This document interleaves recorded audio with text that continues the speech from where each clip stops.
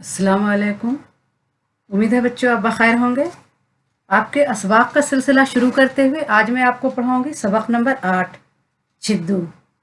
छिद्दू ये कहानी डॉक्टर जाकिर हुसैन की लिखी हुई है। ये एक छोटे लड़के की कहानी है। ऐसा बच्चा जो किसी को भी कोई काम करते देखता तो कहता कि मैं भी यही करूँगा। आसमान में परिंदे को उड़ते देखता तो कहता मैं भी उड़ूँगा। पानी में मछली को तैरते देखता तो कहता मैं भी तैरूँगा। किसी को घुड़सवारी करते देखता तो कहता मैं भी घुड़सवारी करूँगा। तो आइए आज पढ़ते हैं छिद्दू। बिस्मिल्लाहिर्रहमानिर्रहीम। एक छोटा सा लड़का था, इसका नाम था छिद्दू। इस लड़के की ये आदत थी कि जब किसी को कोई काम करते देखता तो झट कहता मैं भी यही करूँगा, मैं भी, बस दिन भर यही मैं भी करता रहता।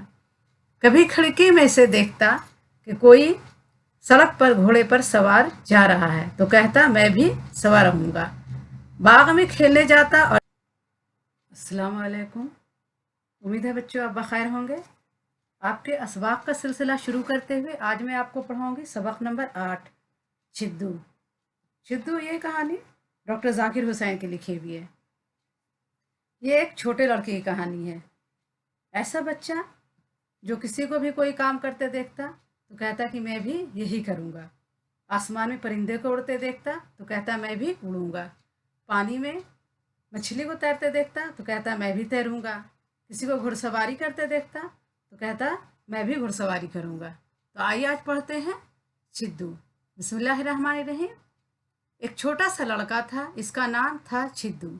इस लड़के की ये आदत थी कि जब किसी को कोई काम करते देखता तो झट कहता मैं भी यही करूँगा, मैं भी, बस दिन भर यही मैं भी करता रहता। कभी खिड़की में से देखता कि कोई सड़क पर घोड़े पर सवार जा रहा है तो कहता मैं भी सवार रहूँगा। बाग में खेलने जाता और झाड़ी में से कोई चिड़िया फुर से उड़ती तो ये कहता मैं भी उड़ूँगा। इसके घर से कुछ दूर अब एक तालाब था। इसके किनारे खेलने जाया करता और नन्ही नन्ही मछलियों को पानी में तैरते देखता तो कहता मैं भी तैरूँगा। एक दिन ऐसा हुआ कि इसके माँ बाप कहीं बाहर गए, बहन किसी काम से खेत पर गई थी। ये घर में बिल्कुल अकेला था। एक घोड़ा सफ़ेद जैसे बुर्राक इसके सामने आकर खड़ा हो गया। बुर्राक किसे कहते हैं? सफ़ेद घोड़े जैसी एक सवारी जिस पर हज़रत मोहम्मद सल्लल्लाहु अलैहि वसल्लम ने मिराज का सफ़र किया था। बुर्राक किसे कहते हैं? जिस पर हज़रत मोहम्मद सल्लल्लाहु अलैहि वसल्लम ने मिराज का सफ़र किया था। इसके सामने आकर खड़ा हो गया। एक घोड़ा सफ़ेद जैसे बुर्राक इसके सामने आकर खड़ा हो गया। घोड़े पर एक सुनहरा खूबसूरत जैन कसा हुआ था। जैन किसे कहते हैं? घोड़े की पीठ पर कसा जाने वाला मजबूत और मोटा कपड़ा। घोड़े के पीठ पर जो मोटा या मजबूत कपड़ा या चमड़े का बना हुआ कपड़ा जो लगाया जाता है उसे जैन कहते हैं। आइए आगे पढ़ते हैं। घोड़ा कुछ देर तो गर्दन झुकाए खड़ा रहा, फिर अपने दोनों अगले पांव मोड़कर घुटनों के बल झुक गया और छिद्दू से कहा कि आओ बैठ जाओ। फिर क्या पूछना था, छिद्दू तो मारे खुशी से फूले न समाता था। झट कूदकर सुनहरे जैन पर बैठ गया और लगा चिल्लाने कि मैं घोड़े पर सवार हो गया, मैं तो घोड़े पर सवार हो गया। बाहर खेत के मेंढ पर छिद्दू की बहन मुन्नी बैठी थी। इसने भाई को घोड़े पर सवार देखा तो चिल्ला उठी, अरे छिद्दू छिद्दू किधर चले? छिद्दू बोला, हम तो दुनिया देखने जाते हैं। यह कहकर इसने घोड़े के एक चाबुक रसीद किया और घोड़ा ऐसा उड़ा जैसे हवा जाती है।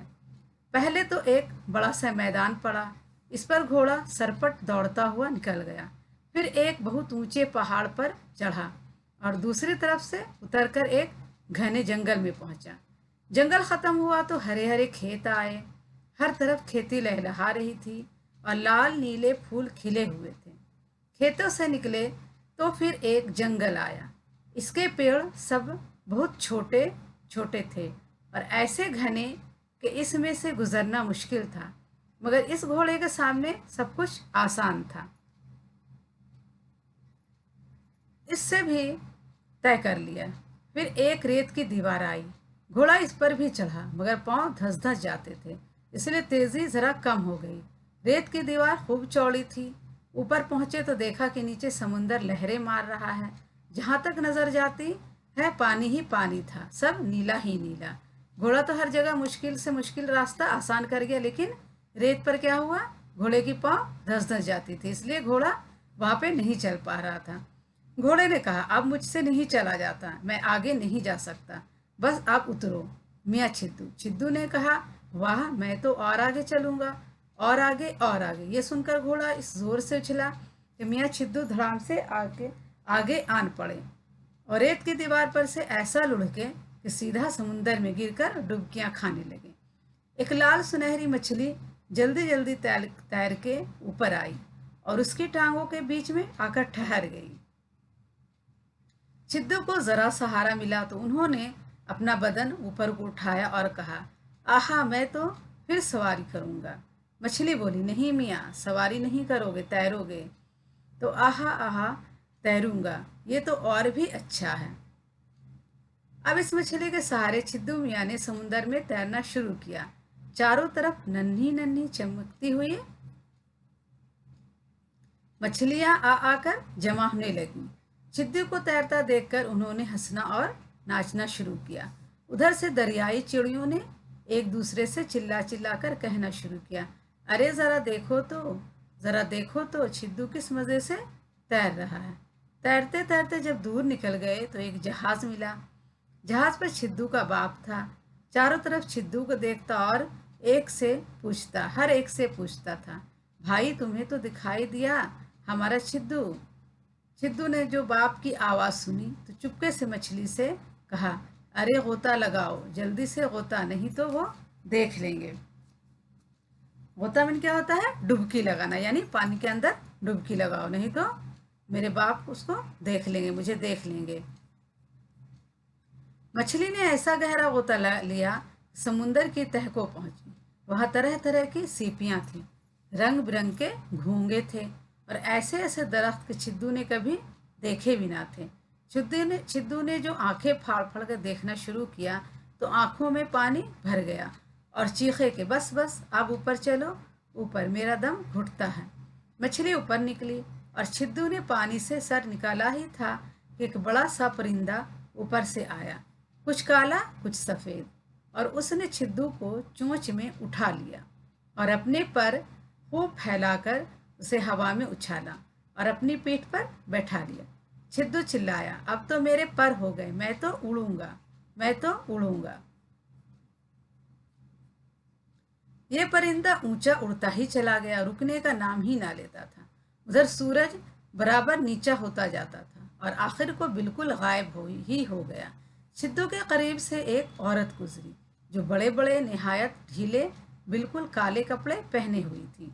ये रात थी और ऊपर से जमीन को जा रही थी।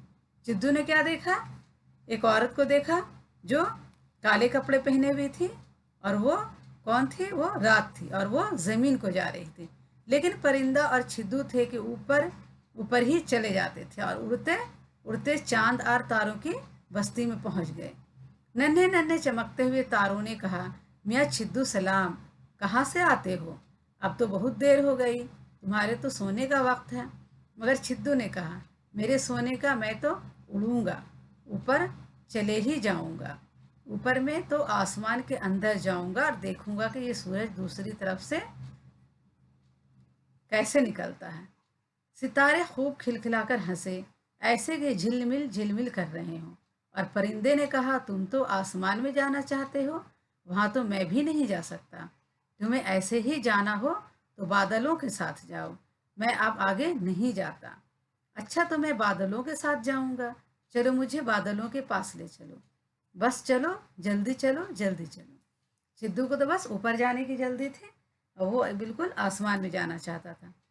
परिंदे ने अपना रुख मोड़ा, सीधे हाथ की तरफ से कुछ बादल आ रहे थे, उनकी तरफ चला।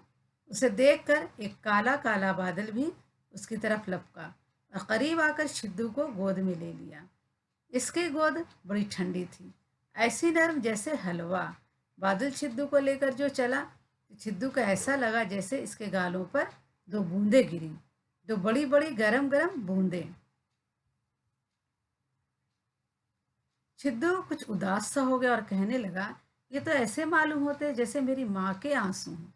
बादल ने बताया कि हाँ बेटा, तेरी माँ के आंसू हैं। वो तुझे ढूंढते ढूंढते थक गई थी और एक जगह बैठी रो रही थी कि मैं पास से गुजरा तो मैं ये दो आंसू साथ लेता आया। अब उदास मत हो, उन्हें पोंछ डालो। हम बस अब आसमान पहुँचने ही हैं, आसमान पहुँचते ही हैं। मुंह हाथ खूब साफ होने चाहिए, वहाँ फरिश्तों का पहरा है, गंदे आदमी को अंदर नहीं आने देते। बादल ने क्या बताया? बादल ने बताया कि आसमान पर जाने के लिए हाथ मुंह साफ कर लो, वहाँ फरिश्तों का पहरा है और गंदे आदमी को अंदर नहीं जाने देते। ये बातें सुनकर छिद्दू ने रोना शुरू किया और इतना रोया कि हिचकी बन गई। वो बादल से सिसक सिसक कर कहने लगा, नहीं, मैं आसमान में नहीं, अब नहीं जाऊंगा। मैं अब सूरज को भी नहीं देखूंगा। मुझे अब कुछ दरकार नहीं, मुझे तो घर ले चलो, मैं अपनी माँ के पास जाऊंगा बस। छिद्दू ने ये कहा ही था कि बादल बड़ी तेजी से नीचे को चला। सब देखते के देखते ही रह गए, ये जा वो जा, और एक जगह खूब नीचे पहुंचकर बादल ने छिद्दू को गोद से नीचे डाल दिया। ये धम से एक चमेली के पेड़ के पास गिरा। उसने जो आंख खोली तो देखा कि माँ दोनों हाथों से चमेली की शाखें हटा रही हैं। छिद्दू जैसे जमीन पर गिरा, देखा कि माँ दोनों हाथ से चमेली की शाखें हटा रही हैं। खुशी से बाछें खिली हुई हैं और चिल्ला रही है, अरे लोगों देखो, मेरा छिद्दू ये है, मेरा छिद्दू ये है। इसी वक्त सूरज भी ऊपर से निकला और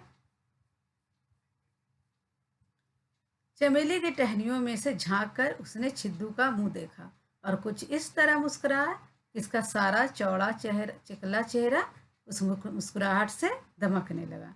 देखा बच्चों, छिद्दू को जैसे ही, वो तो पूरी दुनिया घूम रहा था, बहुत मज़े कर रहा था, लेकिन छिद्दू को जैसे ही अपनी माँ की याद आई और उसके आंसू देखे तो उसे सब कुछ भूल गया, उसे कुछ भी अच्छा नहीं लगा।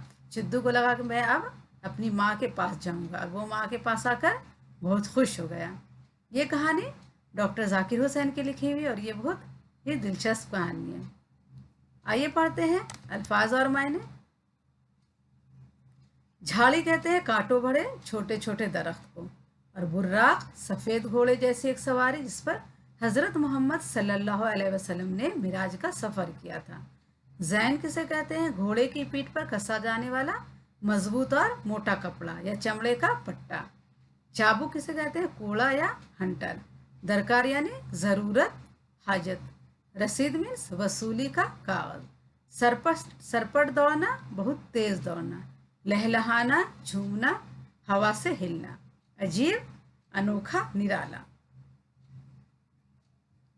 लहरें यानी मौजें। गोता, डुबकी। गोता यानी डुबकी लगाना। सीप, सदफ, दरिया में पाए जाने वाले सख्त किस्म का खोल जिसके अंदर से मोती निकलता है। और घूंगा, दरिया या समुद्र में पाए जाने वाले कीड़ा। मंदिरों में बजाए जाने वाला शंख इसी कीड़े का खोल होता है। इसी कीड़े को खोल जो होता है वो शंख होता है। झिलमिल झिलमिल यानी टिमटिमाहट, जगमगाहट। रुख, तरफ, सिमत, जानिब, चेहरा।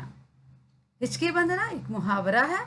ज्यादा रोने से सांस के रुकने लगना, हिचक हिचक कर रोना। सिसक सिसक कर रोना यानी आवाज दबा कर रोना।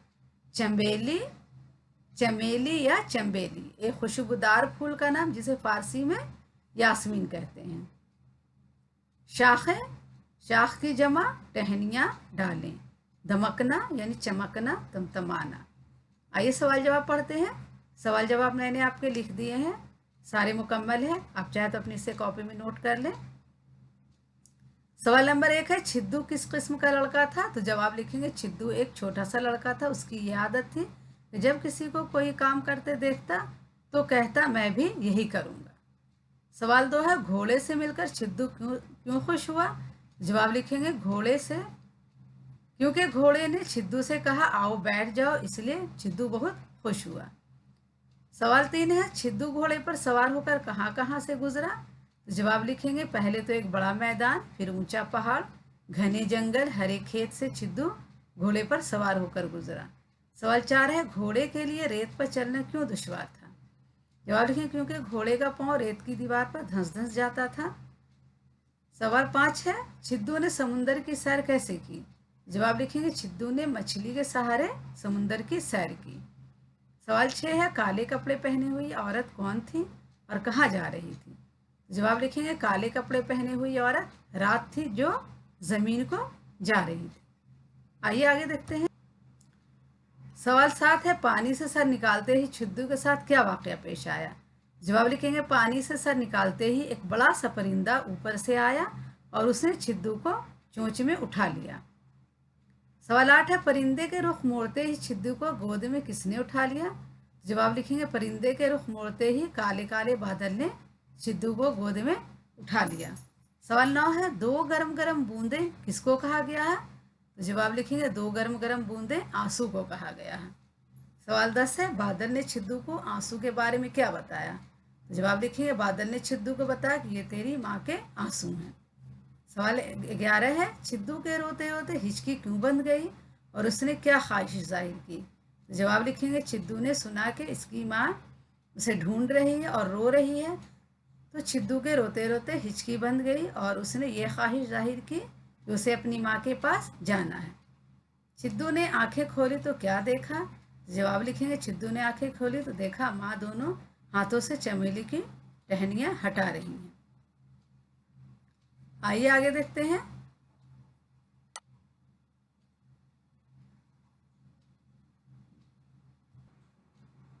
कॉलम अलिफ और कॉलम बे में को मिलाकर मुहावरे मुकम्मल कीजिए। यहाँ मैंने मिलाकर लिख दिया है, सरपट के साथ हुआ दौड़ना, सरपट दौड़ना, बाँछें खिलना, आंखें बंद होना, मौजें मारना, खुशी से फूले ना समाना और सिसकियाँ बंधना। यहाँ पे होगा।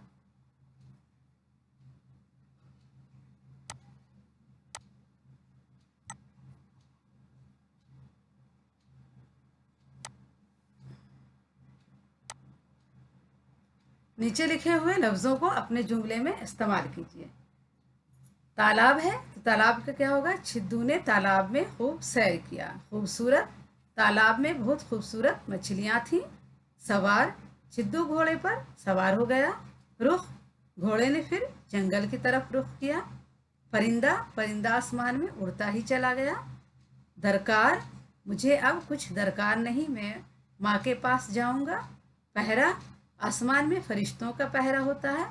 चौड़ा चकला, माँ को देखकर छिद्दू का चौड़ा चकला चेहरा खुशी से धमकने लगा। आइए पढ़ते हैं हम गौर करने की बात। इस सबक में कहीं कहीं खुशी के इजहार के लिए आ हु, आ हा, हो जैसे कलमात इस्तेमाल हुए हैं। इन्हें कलमा निशात कहते हैं।